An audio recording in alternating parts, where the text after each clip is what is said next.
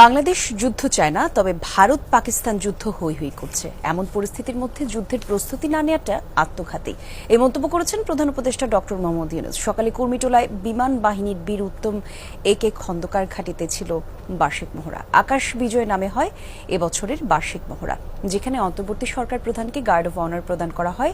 অনুষ্ঠানে প্রধান উপদেষ্টা বলেন, প্রতিনিয়ত আসছে যুদ্ধের হুমকি। এ অবস্থায় যুদ্ধের প্রস্তুতি না নেওয়াটা হবে আত্মঘাতী। ৬৫% পর্যন্ত বিদ্যুৎ সাশ্রয়ী হাইসেন্স এসি। হাইসেন্স। কুর্মিটোলা বিমান ঘাঁটিতে বাংলাদেশ বিমান বাহিনীর বার্ষিক মহড়া আকাশ বিজয় ২০২৫, যেখানে প্রধান অতিথি অন্তর্বর্তী সরকারের প্রধান উপদেষ্টা ডক্টর মোহাম্মদ ইউনূস। অন্তর্বর্তী সরকার প্রধান বিমান ঘাঁটিতে যাওয়ার পর তাকে গার্ড অফ অনার প্রদান করা হয়। বিমান বাহিনীর সামরিক প্রস্তুতি, কৌশলগত দক্ষতা ও আন্তঃবাহিনী সমন্বয়ের বহিঃপ্রকাশ ঘটে এই মহড়ায়। বিভিন্ন যুদ্ধ ও পরিবহন বিমান, helicopter, unmanned aerial vehicle, radar ও অন্যান্য আকাশ প্রতিরক্ষা ব্যবস্থার ইউনিট এতে অংশ নেয়। শত্রু এলাকায় অবতরণ ও উদ্ধার কার্যক্রম, যুদ্ধের প্রশিক্ষণ আর যান্ত্রিক দক্ষতার নিখুঁত ফ্লাইপাস ছিল মহড়ার অন্যতম আকর্ষণ।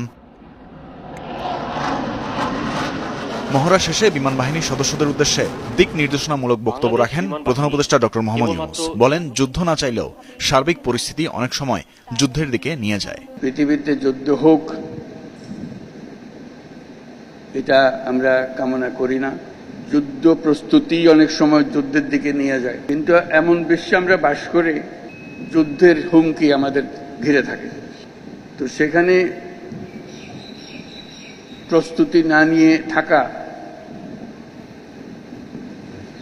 এটা অসম্ভব হয়ে পড়ে।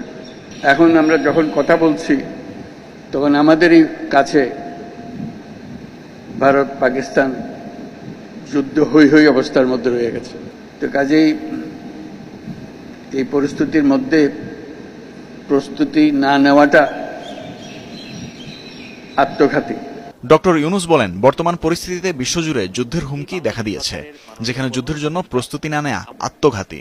এ সময় শান্তি বজায় রাখার উপরও জোর দেন তিনি। কিন্তু আজকাল যুদ্ধ এত ব্যয়বহুল একটা ব্যাপার, আর আমাদের অর্থনীতি এমন দুর্বল অবস্থায় আছি। এমনিতেই বাংলাদেশ মজবুত অর্থনীতি হয়ে গড়ে উঠতে পারেনি, তার মধ্যে